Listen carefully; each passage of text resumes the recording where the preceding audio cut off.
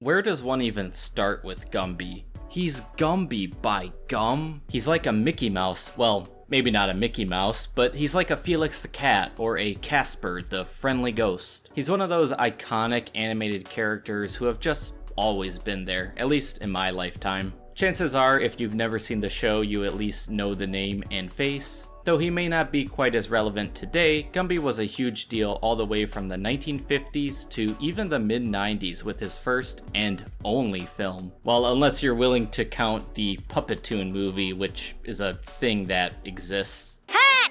Stop the camera! Stop the camera! Who's directing this picture? Me. Who wrote this picture? Me. This is the Gumby story, damn it, and Gumby does not say damn it. Or Freaked. Hey! Put that thing away! And one could argue that his resurgence in the 80s is actually largely attributed to Eddie Murphy's SNL performance. It's the acting. It's you, queerbait. You ruined me. While it doesn't often get the credit it deserves, The Gumby Show was monumental in changing the animated medium forever, specifically in the claymation department. And it's all thanks to this guy, Art Clokey, a true pioneer in animation who happened to be a jack of all trades. I mean, this man wasn't only Gumby's creator, but he also worked as a writer, animator, producer, and director on the show. This man directed every single episode of Gumby, both in the 50s through 60s run and its 80s revival. That's over 100 episodes all directed by one man. Absolutely insane. Despite the often happy-go-lucky attitude associated with his work, Clokey's childhood was actually one of great tragedy. Art Clokey, born Arthur Farrington, was raised by his parents in Detroit. When he was only 8 years old, the two of them divorced. He lived with his father, but only for about a year before a car accident took his life. Arthur ended up returning to his mother, now in California, but was neglected and kicked out by her new husband. He ended up being placed in a children's home, and at the age of 11, he was adopted by Joseph W. Clokey, who happened to be a highly regarded composer of a variety of music, both religious and secular. Clokey would join the Air Corps during World War II when he worked as a reconnaissance photographer. After the war, he graduated from Miami University in 1948 and moved on to the University of Southern California. And like any great artist, Clokey was not born a natural, rather he learned from the best. In this case, it was his teacher, Slavko Vorkapic. Slavko Vorkapic was a pioneer in his own right, a Serbian-born filmmaker known for his special effects expertise. He was actually a key contributor to the development of montages in film. His montage work relied heavily on the theory of kinesthetic filmmaking. This was the idea that moving images and the visual language of a film had a visceral impact on the bodies of the viewers. We react bodily, kinesthetically, to any visual change. As a rule, the bigger the change, the stronger the reaction. His work relied heavily on surreal editing meant to stimulate the eye cells. It was his principles and filmmaking style that heavily influenced Art Clokey to make his first animated short, Gumbasia.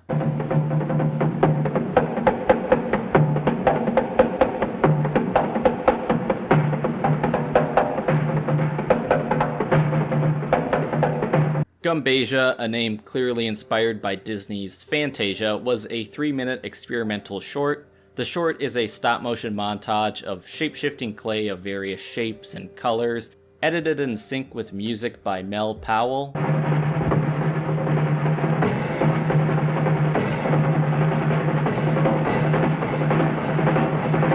By today's standards, it may not look like much, but for its time it was incredibly unique, and I feel it still remains a rather impressive and entertaining little experiment in filmmaking. Originally, Art Clokey had wanted to do the short in live action, but due to limitations, he settled on clay. Little did he know that would become the defining element of his future career. In the time before Gumbasia's release, Art made some money on the side, creating stop-motion animations for companies like Budweiser, Jell-O, and of course, Coca-Cola. Oh boy! Sparkling, ice-cold Coca-Cola! Oh boy, that tastes good! Eventually, Sam Engel, the president of the Motion Picture Producers Association, got word of Clokey's short film and invited him over to the studio to screen it for an audience. Engel loved the film so much that he offered to finance a pilot for an animated children's show utilizing Gumbasia's techniques. Clokey, of course, accepted the gig, and thus, Gumby was born. Although it is important to note that Clokey's first wife, Ruth, did play a large role in the development of the show. As far as the creation of Pokey, the pony who would become Gumby's best friend and animal sidekick, I've seen contrasting sources citing that either his wife Ruth or the show's art director, Al Eggleston, was responsible for his creation, but I digress. The pilot episode, also known as The Adventures of Gumby, a sample, was the very first piece of actual Gumby media, despite never airing on TV. The pilot starts with a live-action shot of a toy store before introducing us to the clay set headlined with a familiar word, Gumbasia. The set is a resting place of a family of clay people, those being Gumby and his parents, who we will come to know later as Gumba and Gumbo. Not to be confused with Gumbo the soup, and certainly not to be confused with Gummo.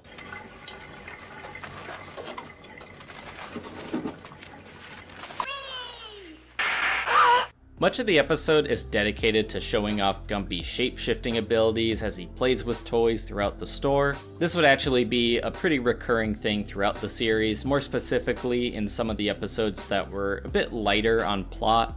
And this being Clokey's first time animating clay people, this whole thing has a crude, often ugly art style that would clearly be refined in later episodes.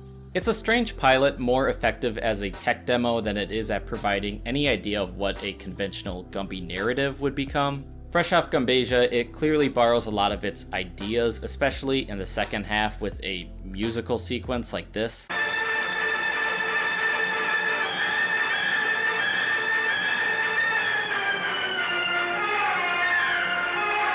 It's pretty neat for what it is, but I can see why this never aired with the rest of the episodes. It is fun to see some of Gumby's roots as well as some old toys. I have a deep love for vintage toys. My back! After this pilot, Clokey went back to the drawing board with a second attempt, this one titled Gumby on the Moon, also known as Moon Trip. Yeah, there's two titles for some reason, I might go back and forth. This episode became a hit when it was first shown on the Howdy Doody show in 1955. You know, Howdy Doody, home of that demon trickster puppet. You look at him and tell me there's a god. He made me in his own image. When the Gumby show finally aired on NBC in May of 1956, it began with this episode.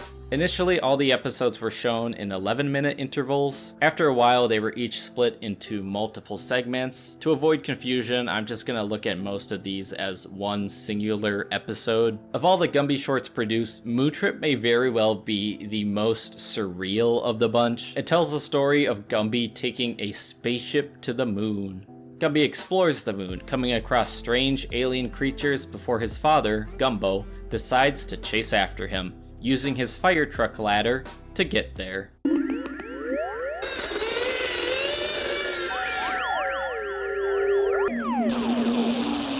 Moon Trip is rather ambitious for one of the earliest episodes, and a lot of its surreal nature is owed to the eerie space sounds played throughout.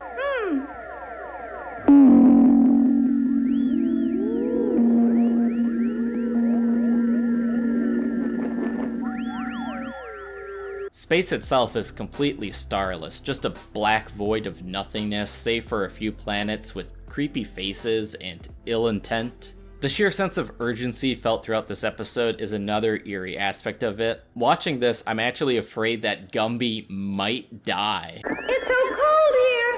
I'm getting stiff. Look out. They're only pretending to be stones. What? Oh, would you look at that? He did die. After nearly freezing to death, Gumbo urgently rushes his son back to an Earth hospital. This is where things get really nightmarish with this very Kubrick-esque shot of Gumbo pushing a stretcher down a shadowy corridor. It's straight out of The Shining. So we've already established in the first episode that yes, Gumby is mortal and death is a lingering threat. His parents use some of the imaging devices to resuscitate him in a rather extensive and, dare I say, tense sequence.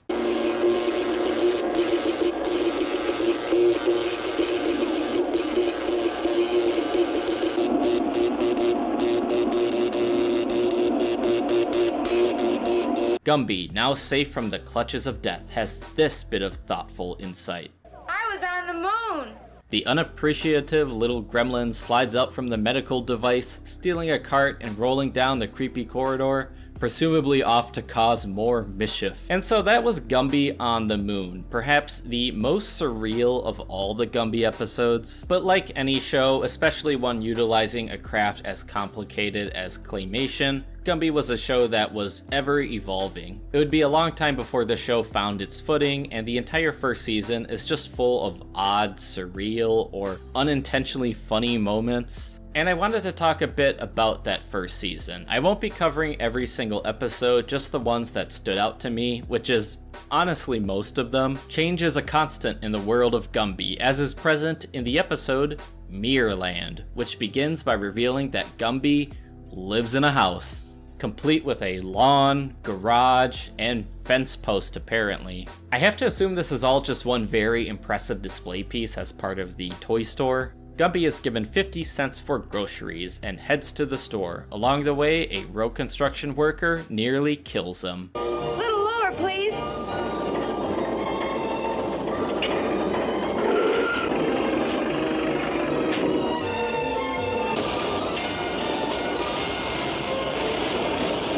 He then proceeds to laugh his ass off like a damn psycho. Crazy hijinks ensue, and Gumby's money rolls into a mirror. Gumby follows in pursuit, phasing through it. This results in some fun sequences where Gumby meets his various doppelgangers, each one retaining the shape of his reflection. Have you seen my coin?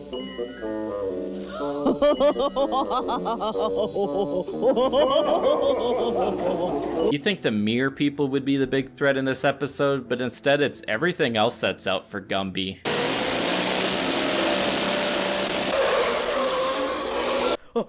Oh my god! That guy was hit by a car! Seriously, the people of Gumbopolis need to watch where they're going. Like, what is their deal?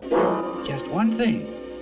If you come in here, you have to do everything backwards, even talking. The final event in this episode involves Gumby and his doppelganger driving around through reversed footage. Why he had to do all of this just to get a measly 50 cents back, I don't know, but it makes for some pretty insane visuals.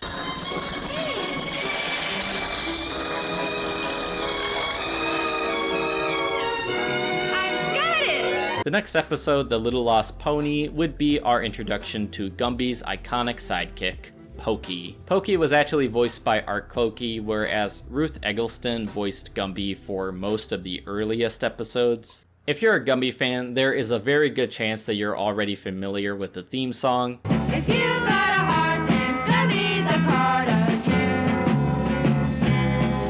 But Gumby's iconic theme is absent from the first season. Instead, we get a lot of these clay title cards, which are sometimes animated and can be a lot of fun. The Little Lost Pony begins with a news bulletin stating that Pokey, a character from the book Western Stories, has gone missing. The prize for his retrieval? 100 ice cream cones. There is a reward of 100 ice cream cones offered by the owner, Farmer Glenn, who lives in the same storybook. Those better be those individually wrapped chocolate-dipped drumsticks, cause otherwise, where's anyone supposed to store it? After being savagely chastised by his own mother, who is apparently a giant now, Gumby heads outside to find his future best friend caught on a train track. Careful, Gumby. You only get one shot at this. This episode is also the first appearance of the Blockheads, who would become recurring antagonists later on. Surprisingly, they rarely appear in the first season. They too are in search of Pokey, hoping to collect the reward for themselves. Gumby and Pokey return to Western Stories, which transforms Gumby into an automatic cowboy. The two knuckleheads make their way to the milk bar, only for Gumby to get absolutely wasted by a pair of swinging doors.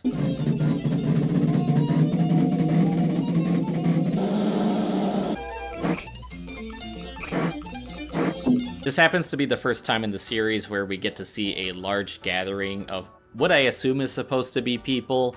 They do not look good, but this is still extremely early in the show's run. Gumby explains that ice cream makes him cold and stiff, so the Blockheads sneak it into his shake. They then run off with Pokey as Gumby heroically chases them down.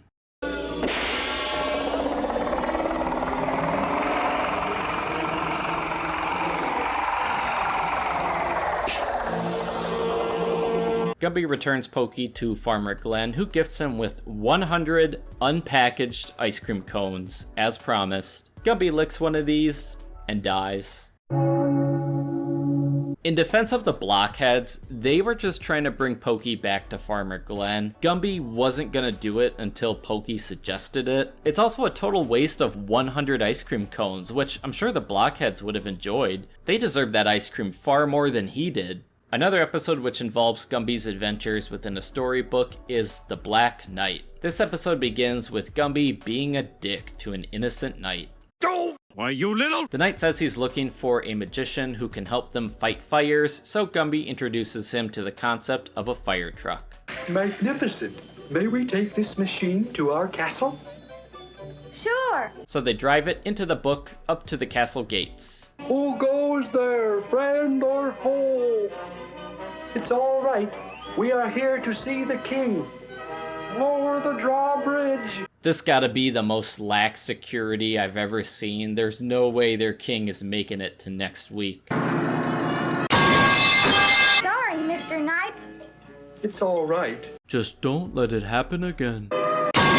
Gumby and the knight are greeted with the cries of the innocents, who recently had their wheat fields burnt to a crisp. We see you, oh boy, your troubles are miles away. They head to the field to take on the dragon, only to learn that the dragon is actually a pathetic creature who has been cast under a spell by the Black Knight. The Black Knight challenges Gumby to a jousting tournament. Gumby agrees to this, cheating his way to success, which is actually very in character with Gumby and his trickster nature. In the end, it's the dragon who saves the day, setting flame to the Black Knight and revealing him to be nothing more than Mike TV in disguise.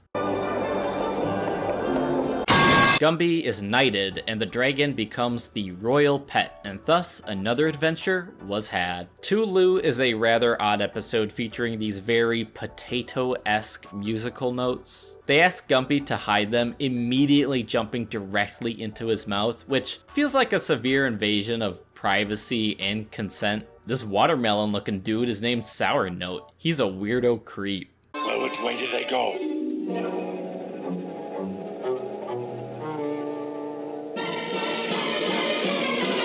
It was at this point in the series that I began to question why everyone talks like a robot. Thanks for sending that bully away. You are very welcome.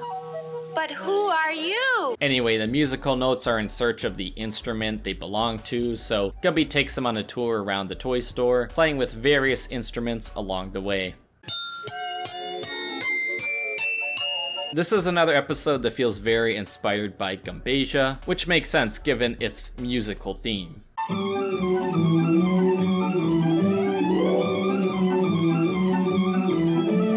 Gumby manages to capture Mr. Sour Note and forces him to tell the notes where they belong. The flute. Hooray! Hooray! Hooray! Gumby then flies away on a record. He can do that. He's Gumby. Robot Rumpus is a pretty infamous episode just for the fact that it's featured on Mystery Science Theater 3000. Such clever boys certainly deserve some crackers with their milk. Crackers? Wow, maybe they can have white rice later. In this episode, Pokey gets the idea to have robots do all of Gumby's chores for him. Gumby reluctantly agrees to this, which goes exactly as you'd expect.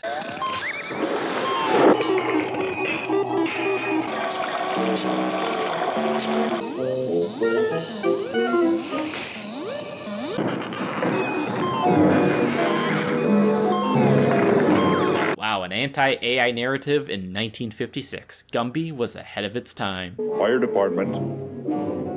Oh, right away, dear. Does anyone else think Gumby's dad looks like a red frankencelery? I guess they teach you how to deal with this sort of stuff in fireman training, as Gumbo proves pretty successful in shutting off most of the robots. That squares my breasts. Unfortunately, one of them isn't going down without a fight.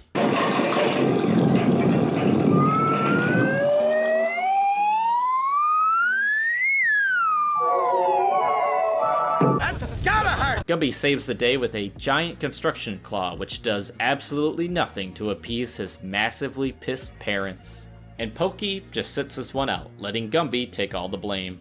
Man's best friend. Toy Crazy would be the first official episode in which Gumby just messes around with different toys in the store. And as I mentioned before, I think they just did this when they were too lazy to write a plot. This episode had more of a story though, as it happens to be Gumby's birthday, and because of this, he's allowed to pick out any toy in the store. Just pray he doesn't choose a Lego Millennium Falcon or the parents are gonna have to take out another mortgage. By the end of the episode, Gumby settles on a train set only to lose it, but his mother assures him that his father will bring him home a new train first thing tomorrow. Well, your father will bring a train home for you tomorrow. Which he does, because that's just how life works. Nothing bad ever happens to Gumby. The next episode, Eggs and Trixie, introduces dinosaurs into the mix. It's sort of a big deal. You know, it just don't get no better than this. Yeah. Who knows what this is? Yes, Gumby?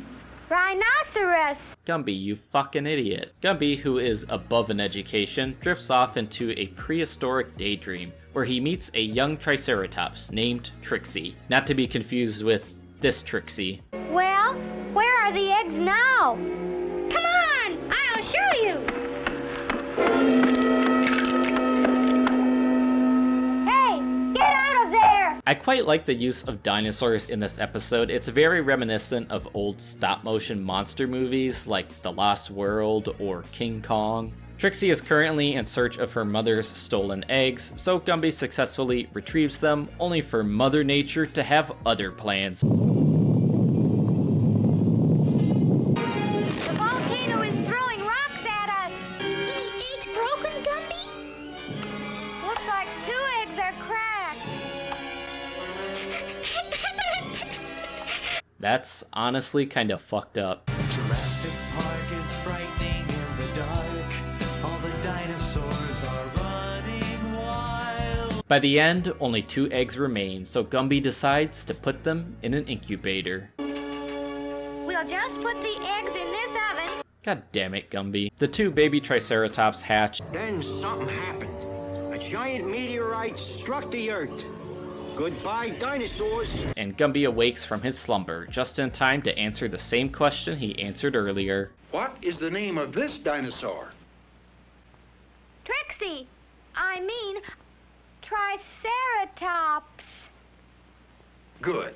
Outcast Marbles is another more experimental episode in which Gumby spills a bundle of marbles all over the table. Oh, little playboy. Do you like books? Well then, come turn me over and read me. No way, Gumby. That is the very definition of stranger danger. Gumby reads about 2 soft marbles that need a special sound in order to become useful again. He spends the episode with these 2 marbles, playing with toys, testing out various sounds, while the marbles constantly change shape. Somehow it's the sound of a collapsing shelf that ultimately does it. One episode I mostly skipped over was Lion Around, which introduced the character of Richard the Lion, or Lionel Richie as I like to call him. Look out!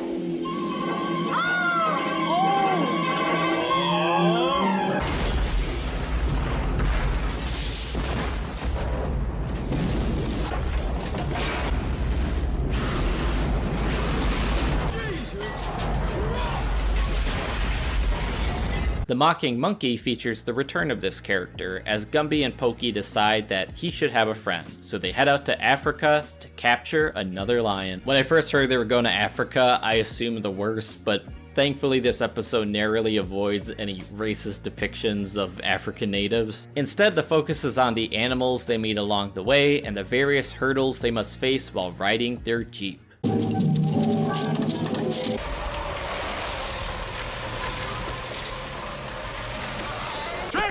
I'm looking down! Ah! The 2 dunderheads plan to capture Lionel's new friend, so Gumby digs a hole like a frickin' maniac.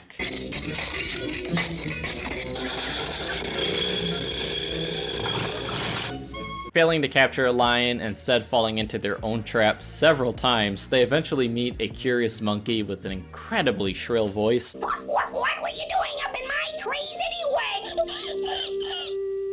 Well, I thought there was a lion up there. In the end, they do manage to convince the lion to come back with them to the zoo, and the monkey decides to tag along.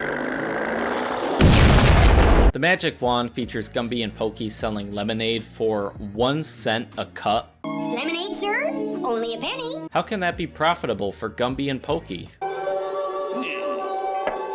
Very good. Gosh, are you a magician? Gumby, can't you see this man has had a rough life? The magic man leaves his magic wand behind, knocking over their mother's punch bowl. The wand takes Gumby to Magic Land, not to be confused with Math Magic Land. This is another very surreal episode, this one featuring a creepy Jack-in-the-Box, more Gumby doppelgangers, and these weird-ass salami guards. You better watch him, Whitey. I think he may try to rush us. Gumby eventually does find the magician, hiding out in what has got to be the ugliest hat I have ever seen. You found my wand. Excellent, excellent. Come on in, my boy. As a reward, the magician gives Gumby a magic wand, stating that it can only perform one trick. So I assumed that Gumby would use this one wish to get back home, but instead he just sort of waltzes into the next scene like Magic Land was right next door this whole time. Pokey didn't even bother looking for him, he just kept selling lemonade. Lemonade, 1 penny a glass. Gumby. They use his one trick to fix their mother's punch bowl. Now no one will ever know. Pokey Express is a rather insane episode. It starts with Pokey asking Gumby to visit him in Western Town, to which Gumby replies, I'll have to get my father's permission. I'm sorry, but when has Gumby ever needed his parents' permission to go on adventures? Anyway, the start of this episode is a bit of an information overload as we learn rather suddenly that it's Christmas time in Western stories. Everybody is worried because they can't get their letters to Santa Claus. But the people can't get their letters delivered because of, well... I can't get riders because of pesky Indians. Whoa, okay, we're going there. Yep, so we've got Gumby and Pokey in the West dealing with natives. It was bound to happen sooner or later. The native people are all depicted as teepee huts, which I guess in itself could be offensive if you think hard enough. It's an odd choice, especially considering in a later episode, rain spirits. There is a young native named Hopi who actually is human. Come on, Pokey. Let's help him find the rain spirits. Oh, do I have to? Surprisingly enough, that episode also does a pretty good job at avoiding most negative stereotypes. This was definitely around a period of time that media was at least trying to change their attitude towards the subject matter, and I can commend the Gumby show for that. But back to Pokey Express. Gumby and Pokey get off lucky as the natives thankfully only use arrows with suction cup tips. The two colonizers ultimately resort to fear tactics to chase them off, clearing the path for mail delivery. Here comes the new writer now, Gumby.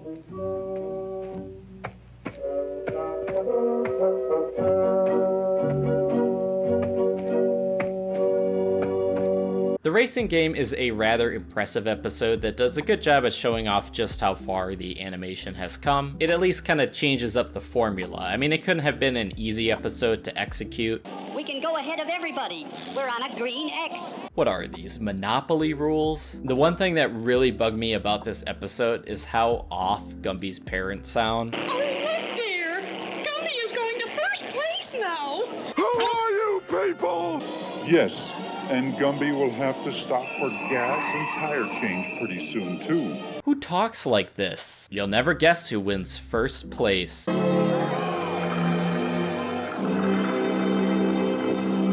In the Dough is perhaps the most bizarre episode since Moon Trip. In this one, Gumby wishes to bake some pastries for his parents. This is where we learn that Gumby is a lousy cook. Gumby, look at the stove. I wonder what I did wrong. A ball of dough comes to life and offers to teach Gumby and Pokey the secrets to good baking, and they, of course, agree to this. What does that do to the dough? It needs it. It needs what? They follow Mr. Dough through a complex series of baking-related death traps. Anyway, Mr. Dough is a real creep. Just look at him. Say, are you coming or not? Where can I get a drink for Pokey? Right over there. Our two clay heroes get separated, only to be reunited when Pokey is found sliding along a conveyor belt. Throughout the episode, Mr. Dough continues to grow and grow, eventually showing his true colors. Gumby, something's fishy around here.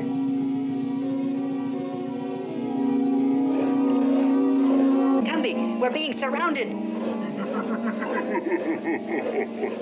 Right when this episode gets about as absurd as it can get, and you start to assume that Gumby will wake up to discover it was all a dream, instead we cut to Gumby's parents returning home and finding Pokey and their son baked into the pastries. Oh, my poor boy. He'll never be the same.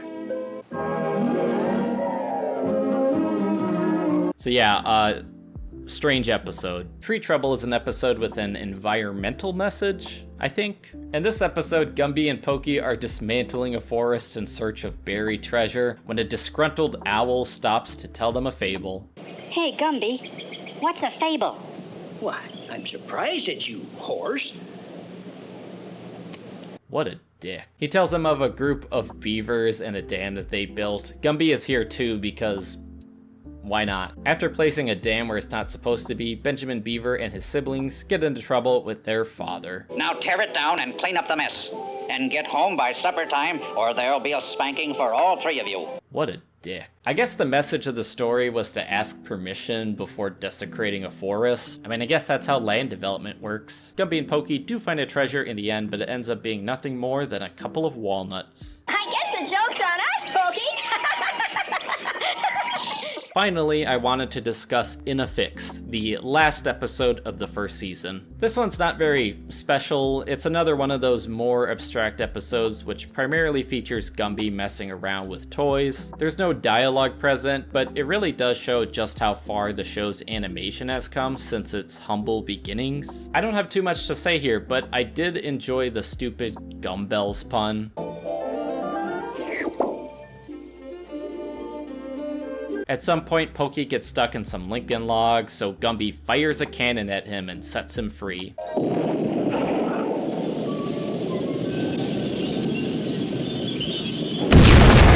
It ends with the two of them covered in soot and ash. And that is it for the original season of The Gumby Show. After this, production moved to a larger studio in Glendora, California, and season 2 would soon go into syndication, starting with the episode The Zoops in 1960. The animation would gradually improve with a slight redesign for Gumby that was still evolving. Gumby's other iconic friends, Smurfette and the Cheezosaurus Rex, would gradually make their debut in season 2, which ran with new episodes all the way from 1960 to 1968. It was just a little before that time, in 1959, when Art would be approached by the Lutheran Church to produce a religious children's show, one that would become pretty iconic in its own right, Davy and Goliath. This would definitely explain why so many of the human characters in the 60s run looked like they wandered right off of that set onto this show. When I first started writing this video, I assumed I was just gonna have a fun, quick jab at Gumby, but Art Clokey ended up being too damn interesting for me just to ignore him. He really was an artist, and if you couldn't already see that through the Gumby show, it was more than evident in the short films that he created. Outside of Gumbasia, he produced 2 other fairly well-known claymation shorts, The Clay Peacock in 1963 and Mandala in 1977. The Clay Peacock was inspired by the NBC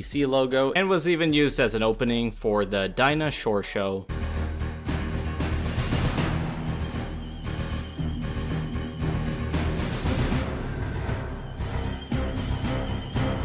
Mandala is a much more ambitious project, one that required the involvement of his whole family.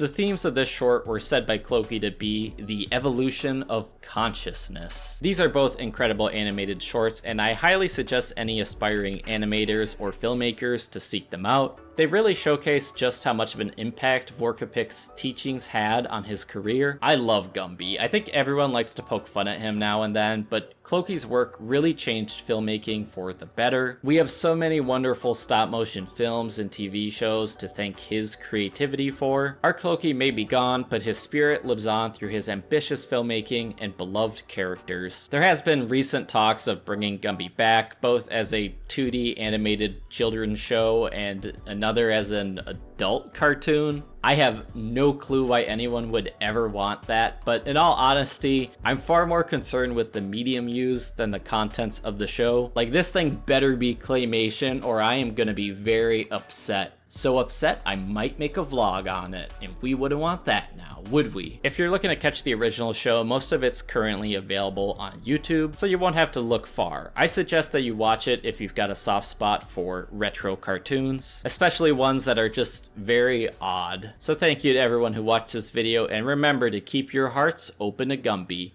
Take care, everyone. Bye.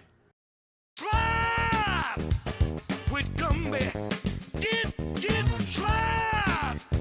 Give it a twist. Ha! He's Gumby. And he's down with Nick. Hey! Doing the shimmy sham. And the funky freak. Ooh! What you want?